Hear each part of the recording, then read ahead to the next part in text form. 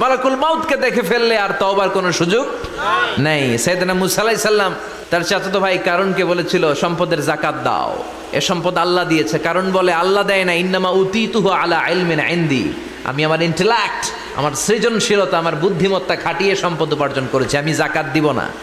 মুসা আলাইহিস সালাম বললেন তাহলে আযাবের অপেক্ষা করো। কারণ বলল পারলে আযাব নিয়ে আস। রব্বুল আলামিন বললেন ফাখাসাফনা বিহি ওয়া বিদারিহিল আরদ, ও মুসা নিরাপদ দূরত্বে তুমি সরে যাও, আমি এখনই কারুনকে তার সব সম্পদ সহ জামিনের মধ্যে দাবিয়ে দেব।